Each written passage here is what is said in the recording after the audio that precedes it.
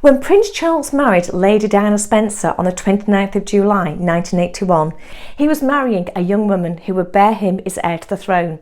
She ticked all the boxes for the future Princess of Wales, but the one question that seemed to have been overlooked was whether they were actually compatible.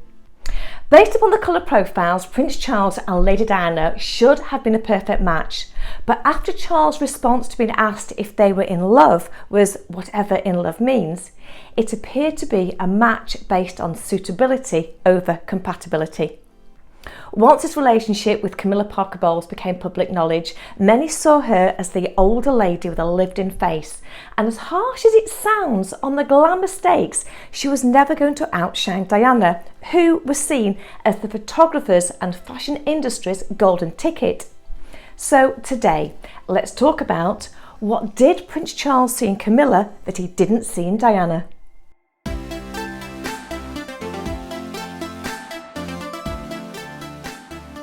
If you're new to my channel and you're fascinated by human behaviour, then this is the channel for you. I'm Sue Blackhurst and I relate the psychology of human behaviour to people in the public eye to help you learn and understand more about yourself and the people around you. So if you want to learn more about relationships, then why not subscribe now and don't forget to hit that notification bell so you don't miss out on future videos. And if you do want to catch up on the behaviour analysis that I'm discussing, take a look at the playlist up here and then you'll know exactly what I'm talking about. Once the public saw that the fairy tale wedding between Prince Charles and Princess Diana wasn't going to have the happy ending, the world seemed to turn on Charles and they despised and blamed Camilla. But whatever we all thought about this crowded marriage, Charles and Camilla have proven that they are in fact a great match, and that choosing your perfect partner takes more than a superficial attraction and the fact that you just get on really well during these early months. So let's take a look at the behavioural profiles of Charles, Diana and Camilla, and even ask if Charles and Diana would have been any happier if Camilla had not been part of the equation. But this video is not about the complex marriage issues between Charles and Diana. It's about the behavioural aspects of relationships and compatibility.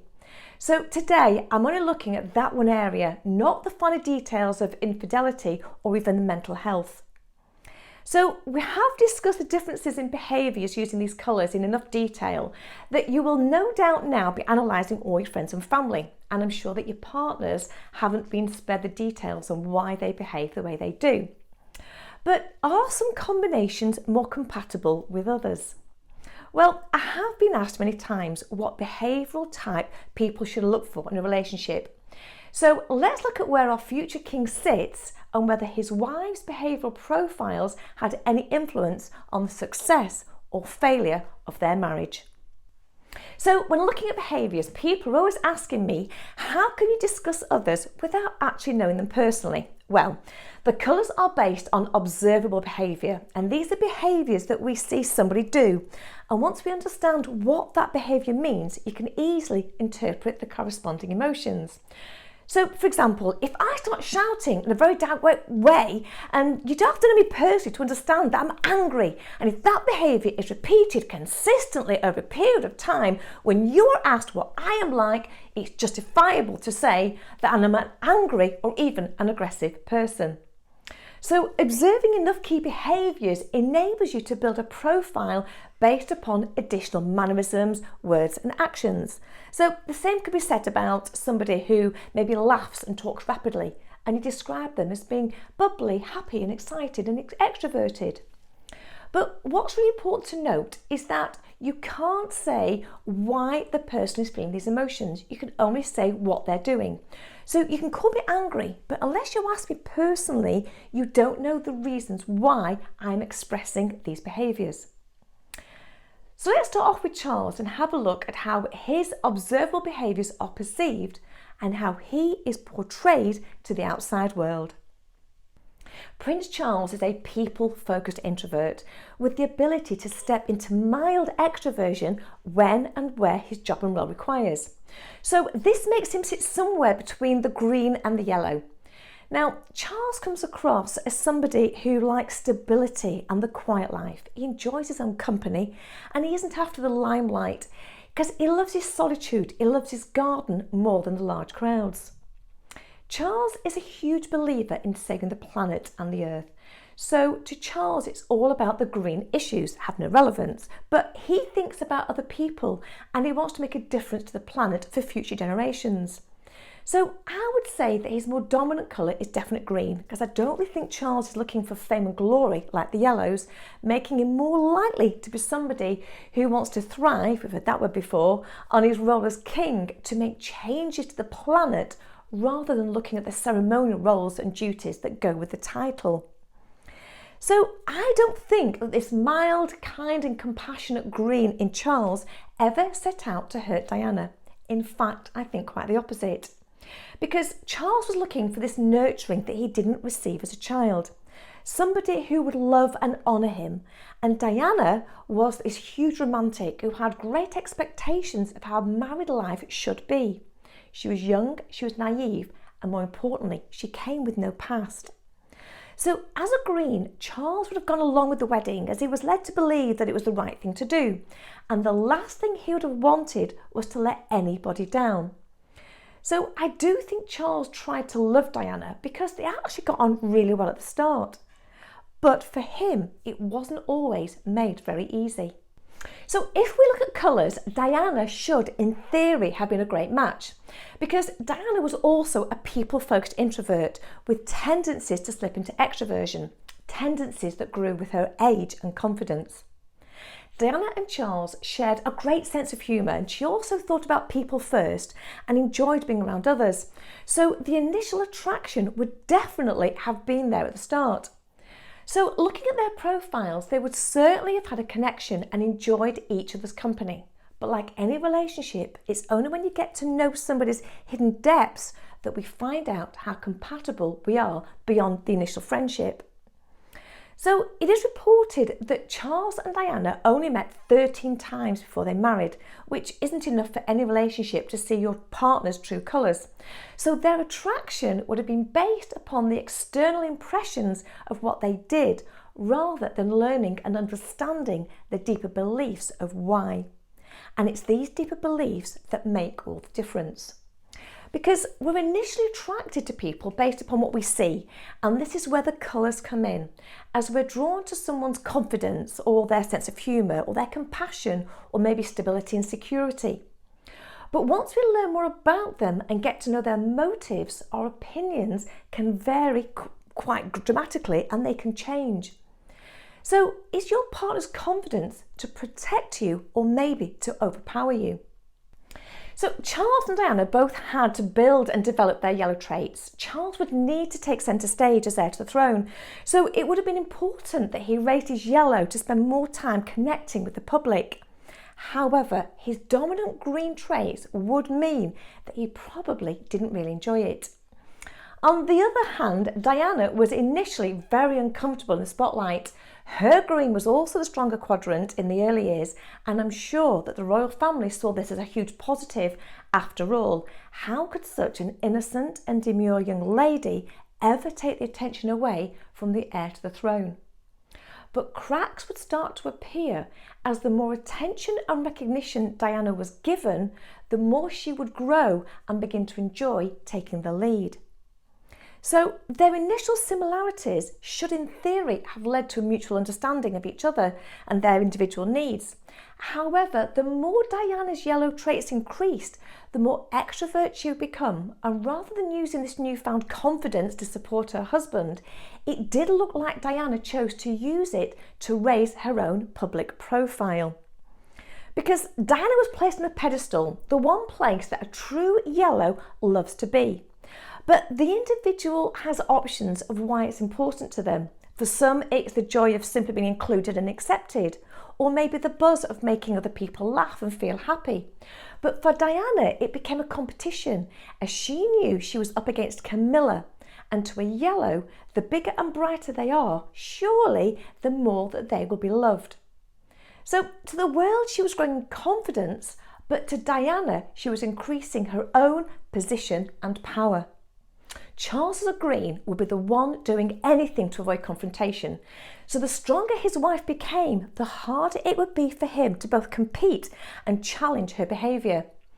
So the yellows and greens do get on very well, but the yellow will always be the more dominant, leaving the green to feel slightly overpowered. So for Charles, he would have two options: to either stand up and be more confident and increase his own yellow and even try and gain some authority by adding in some red, or to slowly retreat and increase his blue, becoming more distant from the now perceived childish antics of the yellow Diana. Well, if you remember me discussing the yellows with Prince Harry, you can catch up on that video up here too. You will remember that the yellows give a huge amount of trust, but once they feel this trust is being portrayed, they become very cynical and very sceptical, and this can make them retreat and be portrayed as a lot colder than they naturally are. It's often seen as sulking in children because they run away going, "I'm not playing, it's so unfair." So Charles having the yellow diminished in his behaviour and the blue being increased would make him quieter, more reflective, and with his love of solitude, the gap between them would now be growing even wider. Now, I think it is well known that Diana was just desperate to get her husband's attention, but the yellows would see nothing wrong at all in public performances to try and get noticed.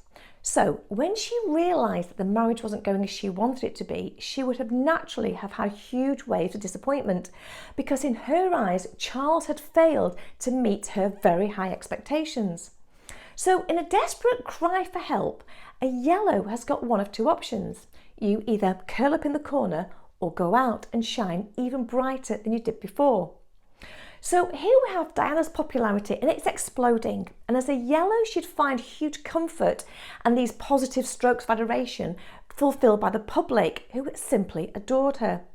But the more she basked in this attention, the more Charles would feel eclipsed, which would make him feel even worse about this already unloved self-image. So the star of the show is now Diana, and she would no longer see her husband as this fun and compassionate man she believed she once knew, because to a yellow he would now be seen as this critical green-blue, and to a yellow he would be stuffy and boring. So what made them initially compatible would now probably create the greatest conflict. Diana wanted to be popular, but what was the most damaging is that she wanted to be more popular than her husband. As a green-blue, he would dismiss her behaviours as childish, but to Diana it would mean that she could do no right. So the harder she tried to perform and please him, the more of a back seat the blue-green would have to take, and the more cynical he would become. It would be sort of this vicious cycle where the more Diana increased her yellow and the need to be fed recognition, the ever-increasing green-blue Charles would feel helpless and unable to do anything about it. Now, Camilla, by comparison, was also a people-focused extrovert, portraying many of the same behaviours as Diana. Camilla's outgoing, she enjoys being with people, and she shares this same naughty sense of humour that Diana had, making them both very similar in very many ways. So if Camilla portrays many of the same behaviours that Diana held, that's very similar, but her beliefs and values couldn't be more different. Camilla's outgoing, but she doesn't seek the limelight, and that's vital to the success of this particular marriage, because Camilla chose to use her yellow traits to give Charles this sort of confidence to take the lead for himself. Because next to Charles' introversion, Camilla supports him, and she's got no desire to take centre stage. Camilla understands her role and the need to portray this serene public image. It's not all about her. So Camilla used her yellow to motivate and push Charles along, enabling him to enjoy his job of meeting others and greeting people far more than he ever did with Diana. Because with Diana, Charles was always overshadowed and he felt unimportant. But with Camilla, he's been able to regain his own identity. With Diana, Charles turned into the husband of the Princess of Wales, whereas Camilla is the wife of the Prince of Wales. Now, when it comes to friendships, we tend to be drawn to complementary behaviours, and that's great. But when we want to discuss marriage, it's not about being with somebody for a great day out.